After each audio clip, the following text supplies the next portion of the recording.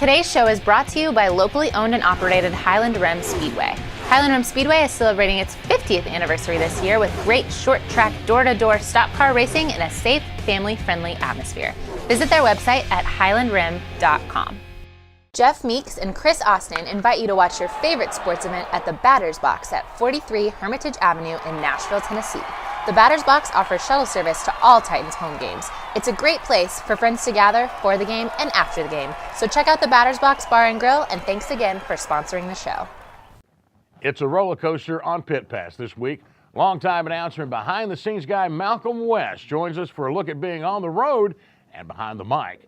And we pay special tribute to the man who brought late model stock cars to Nashville. Larry Woody joins me next on Pit Pass. From the family grocery hauler to fire-breathing racing engines, the one name you need to know is USA Motor and Machine, located at 51 Cleveland Avenue in Nashville, Tennessee. Give them a call at 615-726-3725 or at usamotorandmachine.com. Allen Cooper CPAs, located in the heart of East Nashville, offer a wide variety of tax services for individuals and businesses. Contact them at 615-257-0646 and visit their website, allcooper.com, for a full list of services. Microcasting for your city. Talkopolis.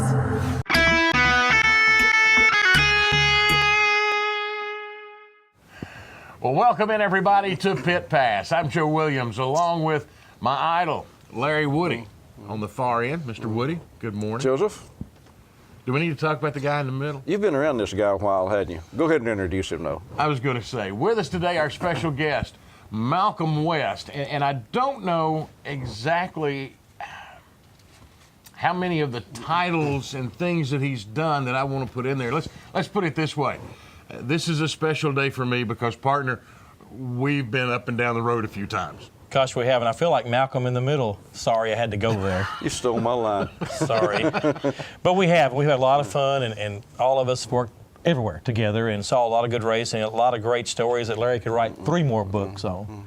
No. Got to wait to for the statute of limitations. Exactly. We've got to wait a couple more years. Malcolm, as an announcer, how far back do you and Joe go? How long have you all been sharing broadcast booths at racetracks around, not just here, but around the country? 92? Yeah, when I was a baby, I would go to the races and see Joe Williams. I said, I want to be just like him. A long time ago, the dream of every Kentucky announcer was to announce at the fairgrounds in Nashville, and my hero was Joe Williams. And I was so countryfied when I got down there, and terrified. I didn't even know how to use a headset. I had to ask a Metro police officer how to, because you were talking to me on the radio, and I didn't know how to work it. We didn't have those things in Kentucky, but it's been a great relationship. We've had a lot of fun, a lot of great stories. You just talked loud when you called races in Kentucky. Hey, you Joe, just stood we up did. and Yeah, we yelled. just threw notes up and pigeons. And you're from Kentucky, a little background, Malcolm. Muhlenberg County, home of the Everly brothers. That's about the only thing. And we're south of Owensboro, Kentucky, which is home of all the NASCAR greats, the Waltrips, the Mayfields, and, well, not so great, and the Greens. And it's just racing country. And you grew up in that area in that era, didn't you? I did. I was Clarence Brewer Sr. owned a dirt track, and I was 13 years old. I became a gopher. And I would take the lineups down to the flagman. And then, of course, Clarence Brewer Sr.'s son, Jr., ended up fast-forwarding in the Busch Series with 2 teams and almost won a championship. So it's been Bruco Motorsports. Bruco Motorsports. We had Casey Atwood brought them their first win in Milwaukee, bumped out Owensboro's Jeff Green. Yep. For the win at Milwaukee. And so he brought him, of course, we have a lot of connections there, and of course Casey at the fairgrounds and so forth. And right now he's just fishing and counting his money, which is nothing wrong with that. One of the first things you did was help score races in a rather unique way. Typically, scoring, especially at a weekly track, is done by what they call line scoring, and it's just there's somebody on a sheet, somebody's calling and somebody else is writing down the numbers as they cross the start-finish line. You guys didn't even go that far. Well, NASCAR today has things on the car, transponders on the car, and all computerized. Well, back then we had dominoes, like you play dominoes with, and we would put a piece of masking tape on this domino, and on this domino we put the car numbers they came in and registered in, and when the cars would get out on the racetrack, we would put them in front of us 2 by 2 as they were lined up on the racetrack, and that's how we kept up with the cars. As they passed each other, we'd move the dominoes, and this is a true story. High tech. And we actually had one of the dominoes fall off the table one time, and one of the cars wrecked out there, the same car wrecked out on the racetrack, so it was a little eerie, kind of like a Ouija board. It's kind of creepy. A little voodoo there. A little voodoo there, but it worked. Kind of creepy. Larry, you've you've seen a lot of announcers in a lot of places. Yep. And I got to be, and I'm biased. I'm going to be up front. This is my basically brother from another mother. But he's always called me the other word before too. But that's another story. That's another story. I have never been around a racetrack announcer who could work a crowd like this guy. And quickly, before we get into this story, I've never seen two guys who have a better rapport than Joe Williams and Malcolm West. You guys, there's a chemistry there that you don't see. You're together. You're both better than separately. I mean, it's just you play off each other. But go ahead and let Malcolm lead into this story you're about to tell. The funny part about the chemistry is it just kind of happened. Yeah. I mean, Velma Jones was working with Bob Harmon, and she came in. She says, "Hey, I'm bringing this guy in that I want you to see if you can work with." And I'm like, well, you know, that's fine. I mean, I've had some great partners over the years, the Rich Blums, the Charlie Maddowses, you know, as we go through. And you know, this guy shows up, and literally, I mean, he's all excited, and I'm going, "Hey, it's okay." And no, I was scared to death. I wasn't excited. Well, difference there. Well, but yeah, I mean, when the first time I'm calling him on the radio, I'm not getting an answer, and I'm going, talk to me.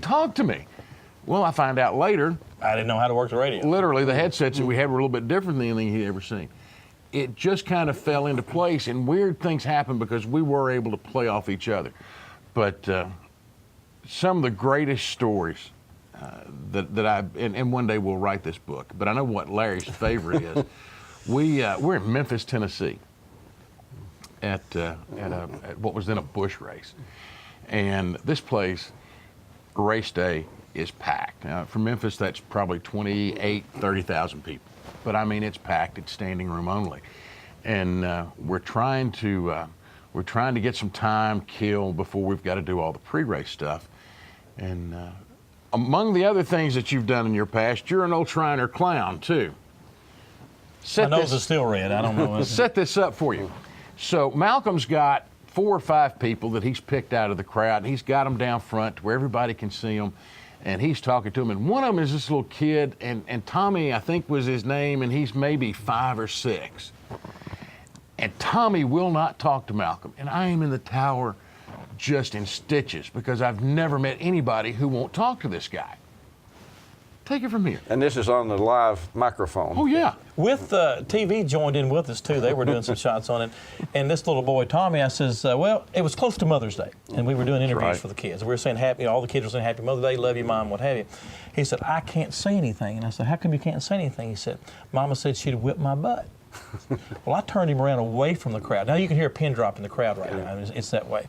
And I asked him, I said, well, what is it you're not supposed to say? He said, I can tell you now. I said, sure. He said, Mommy's with her boyfriend and Daddy don't know it. 35,000 people were laughing, other than the people sitting up in the corner. There were at least 2 people who weren't laughing. Well, the worst part was, all of a sudden, you see these 2 people pop up and start down the grandstand. And the whole crowd starts looking at them. You remember this? Oh, Mama comes over, snatches Tommy up.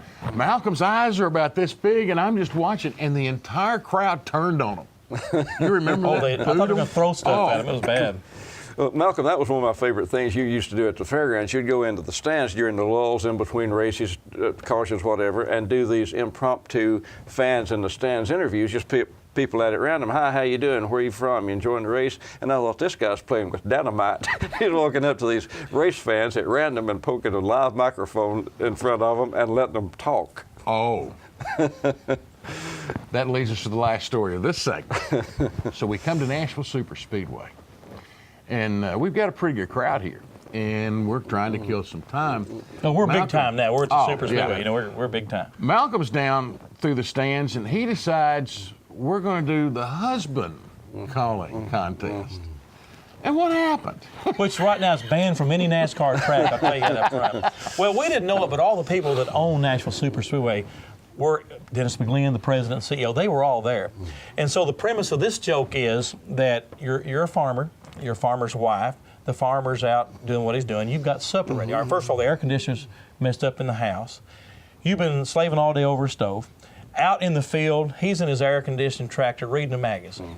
And what I have the fans to do is say, okay, it's supper time, you got to call your husband home and you're mad at him. So I never folks, never hand your microphone to somebody. Rule 1. So I hand the microphone. This lady says, honey, come home. Supper's ready. Well, that was okay. That was really good. The next one, honey, I'm mad at you. Come home.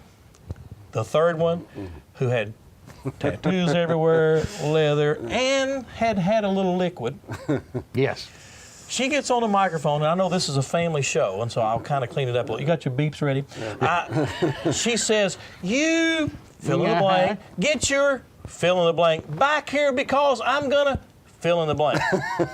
The crowd loved it, and you take it from there. So before you do that, I'm the only NASCAR announcer ever on probation. But go ahead. How did Dennis McGlynn, the owner, take it? well, I'll put it to you like this. About the third bleep, I start getting, my phone starts to ringing, and I pick it up. I say, hello. And it's Cliff Hawks, who's the vice president and general manager, and I will never forget, all he said was, we're never, ever doing that one again, are we? No, sir, boss, it's done. Thank you. Cliff was a little uneasy anyway. Yeah. But I figure anybody that turned Malcolm loose in the racing grandstands with a live microphone deserved whatever they get. Well. I have no sympathy for them. Oh, boy, we got some more to tell you. We got some more questions for Malcolm. You know, you've worked a lot of places. You worked at Highland Rim, too. Sure did for a lot of time. Still working there, son. Helping them out. Yeah. Great relationship. What a great historic racetrack. And speaking of, Highland Rim, they're back in business the first part of April. Start practice the last of March. Got a media day, and then it's time to go racing. That's Highland Rim Speedway, up I-65 from Nashville, down I-65 if you're in Kentucky. Absolutely. Just remember, you got to get to the Bethel Road exit. We'll have more with Larry Woody and Malcolm West coming up next here on Pit Pass.